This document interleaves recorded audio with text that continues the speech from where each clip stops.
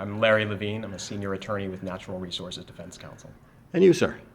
My name's George Kunkel. I'm with Kunkel Water Efficiency Consulting. Very good. And you were both, in fact, you just stepped out right now of the Assembly Environment Committee in New Jersey, in which you were testifying on a bill that will, tell me about it, or what does it do? What does it require? So it will require annual water loss audits by all drinking water utilities across the state using a standardized best practice methodology that's being required more and more by states around the country. And it requires then that the results of that, what a water loss audit is, I should say, by the way, is a method for identifying really where the water's going after a utility has withdrawn it from the source and treated it and delivered it, or attempted to, because significant amounts of water are actually just lost from drinking water systems before they ever make it to a customer. And significant amounts are undercounted and therefore underbilled, and therefore revenue lost to the utility as well. So the bill would require these audits be done, the results reported annually to the state.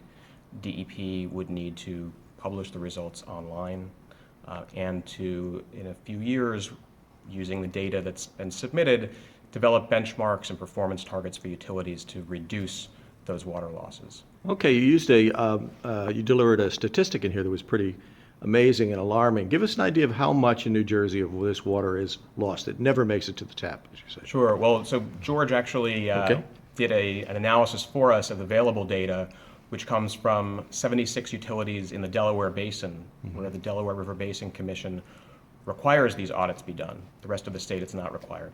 And taking that data and extrapolating out statewide, what he estimated is 120 million gallons a day of water lost from drinking water systems, and of that 50 million gallons a day that could be cost effectively recovered or avoided that loss through investments in infrastructure improvements. That's an amount, that 50 million gallons is an amount equal to 2.5 times the water use of the entire city of Newark. Wow. Now, George, tell us about your background in this field. I've been involved with water loss control for over 25 years, mostly in a career with the Philadelphia Water Department, where we employed these methods, and I helped to develop them working through the American Water Works Association. And I chair the subcommittee that publishes AWWA's leading guidance manual. So we've been able to develop them, employ them, and see how they work over that long history in Philadelphia.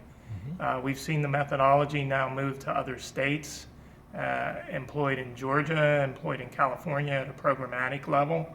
And it's been very effective to get the data on the different types of losses and the cost impacts. And Larry gave some numbers on volumes of loss, but it's really important to also look at the costs. And these are cost savings to utilities when they reduce leakage. They use less power and treatment to produce water, and they also gain more revenue because they've effectively been underbilling a portion of their customer population.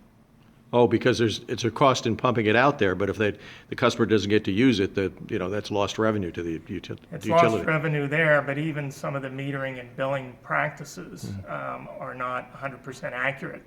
So many customers are underbilled, and that results in the larger customer population bearing a larger burden of the cost when some aren't paying the full amount. Gotcha. Now, has your methodology led to steps in Philadelphia that have actually saved water, or is it still in the process? What's the experience in Philadelphia? Well, Philadelphia now has a long history, particularly in the United States. And at one point over the first 11 years of the program, I had noted a net savings of $8 million in leakage reduction and over $15 million in recouped revenue based on the program that had been in place and still is. Great. Now, you had a lot of folks in favor of the bill today. One person that had some concerns was Jeff Tittle of the Sierra Club, and it primarily wasn't that he opposed the idea of doing these audits. He said it's absolutely essential, but that it's taken too long to get to this point, and he's concerned about funding. What is the major problem? Will utilities be reluctant to do this because of the cost to them, or, and how do you overcome that obstacle if it Well, is I one? think the other thing we saw in testimony today was actually the Association of Environmental Authorities coming out in support of the bill. That's right. And they represent, we should say, the water utilities in the That's state, right. Yeah. That's right. The regional public water authorities, water utilities, and so that's a very positive sign. Actually, seeing the utilities coming out in favor of this.